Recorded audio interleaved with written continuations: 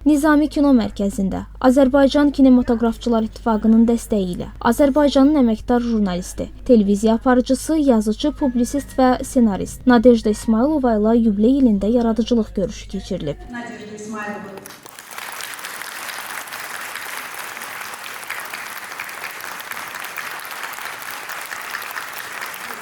Görüş zamanı 90 illik ömür yolunda topladığı zəngin təcrübəni iştirakçılarla bölüşən Nadejda İsmayılova jurnalistikaya gəldiyi ilk illərdən, çalışdığı layihələrdən və yaddaşında iz qoyan hadisələrdən, o cümlədən kino sahəsindəki fəaliyyətindən söhbət açıb. İştirakçılar Nadejda İsmayılovanın zəngin təcrübəsi və həyat yolu ilə yaxından tanış olmaq imkanı əldə ediblər.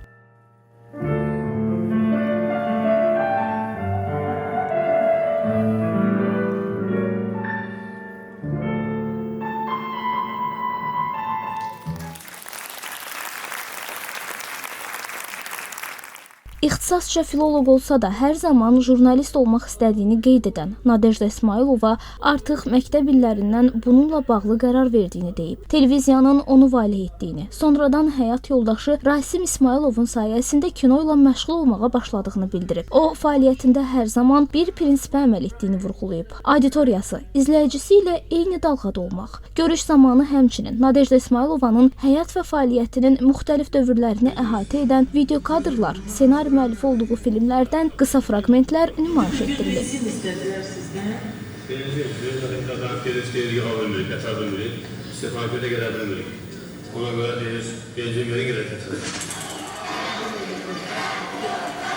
Nadejda İsmayılova bildirib ki, geriyə baxanda və fəaliyyətinə nəzər salanda daha çox dalğa verilişinin onu qürurlandırdığını deyib.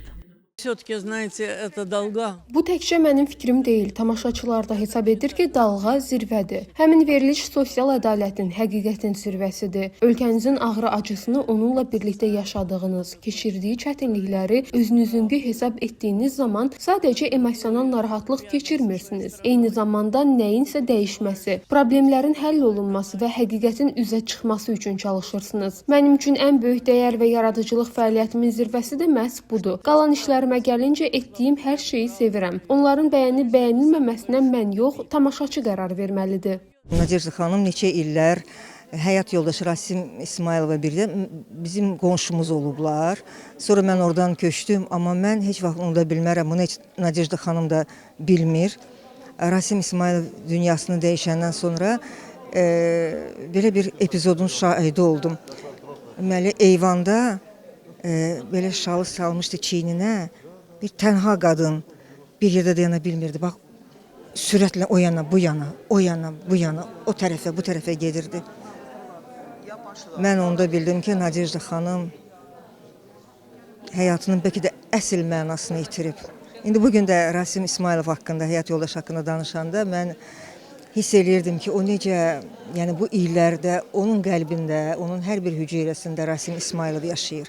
Onu yaşadan ailəsinə, sevgisinə, qızı Cəmiləyə, nəvələrinə olan məhəbbətidir, bir də onun əsərləri. 43 ildir elə Nadejda xanımın təəssüratındayım. Çünki 43 ildir biz birlikdə onu tanıyıram, birlikdə işləmişik, uzun müddət Azərbaycan televiziyasında işləmişik. Ondan sonra da Nadejda xanım bayaq özü də dedi çıxışında ki, yəni işdən Azərbaycan televiziyasından çıxmışdı və mən Rabitə Nazirliyi, belə deyim də, Yüksək Texnologiyalar Nazirliyində işləyəndə multimedia mərkəzinin rəisi idim. Eyni zamanda Kultura Plus internet televiziyasından mənə tapşırmışdılar və Nadejda xanım mən oraya işə dəvət elədim. Rus redaksiyasına, Rus dilində verişlər olan redaksiyaya və orada da bayaq burada siz gördüyünüz o filmlər, Xocalı haqqında, Heydər Əliyevlə gecə söhbətləri, onlar hamısı bax orada biz hazırladıq.